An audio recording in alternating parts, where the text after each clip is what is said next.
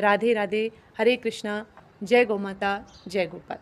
छठ पर्व की आप सभी को हार्दिक हार्दिक शुभकामनाएं। सूर्य उपासना का यह पावन पर्व 4 दिवस तक चलता है और बहुत ही शुद्धि के साथ, बहुत कठोर कठिन नियमों के साथ, अत्यधिक निष्ठा के साथ यह व्रत किया जाता है। तो आप सभी को बहुत बहुत शुभकामनाएं। छठ पूजा के विषय में एक बहुत ही सुंदर कथा आती है। राजा प्रियवंद नाम के एक राजा थे, उनको कोई संतान नहीं थी।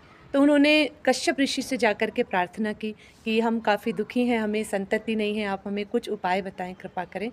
तो राजा और उनकी पत्नी ने जब आग्रह किया तो महर्षि कश्यप ने उन्हें बहुत सुंदर उपाय बताया और यज्ञ करवाया। और यज्ञ में खीर का प्रसाद बना और जो खीर का प्रसाद जो बचा वो प्रियवंत राजा की जो पत्नी थी मालिनी, उनको प्रदान किया गया। उस प्रसाद को पाकर के वो गर्भवती हुई और उन्होंने उस प्रसाद को पाकर के एक संतान को, एक पुत्र को जन्म दिया। पुत्र तो हुआ लेकिन वो मृत हुआ। अब उसको देख कर के राजा बहुत ही अत्यधिक दुखी हो गए और वो उसे लेकर के शमशान घाट पहुँचे और उन्होंने ये निश्चित किया, उन्होंने ये चिंतन किया कि अब मैं अपने भी प्राण त्याग दूंगा। और जैसे ही वो प्राण त्यागने का विचार करने लगे, उसी समय कि ब्रह्मा जी की मानस पुत्री वहाँ पे प्रकट हो गई और उन्होंने राजा को बड़े प्रेम से आशीर्वाद दिया। उन्होंने कहा, हे राजन, आप ऐसे दुखी होकर के प्राण मत त्यागिए।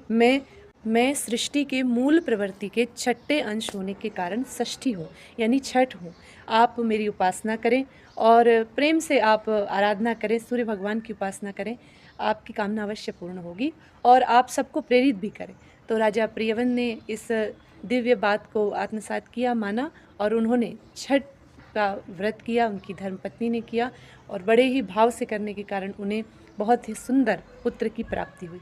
तो यह पर्व माताएं बहनें करती हैं, भाई भी करते हैं। यह व्रत माता द्रौपदी ने भी किया था। पुराणों में अलग अलग जगह बहुत ही सुंदर वर्णन आता है। तो जैसे ही इस व्रत की दिव्य ये अवसर आता है तो अपने आप ही एक अद्भुत आनंद का एहसास होता है। माताएं बहनें बहुत ही निष्ठा से इस व्रत का पालन करती हैं। तो बड़े भाव से जो करते हैं और उन सबको बहुत बहुत शुभकामनाएं। जो नहीं भी करते हैं उन सभी को भी शुभकामनाएं। छठ मैया आरोग्य प्रदान करें, क्योंकि सूर्य नारायण की उपासना करते हैं, सूर्य भगवान वैसे आरोग्य प्रदान करते हैं। तो सभी को सूर्य नारायण आरोग्य प्रदान करें और छठ मैया सभी के सुहाग की रक्षा करें और सभी के संतान की रक्षा करें।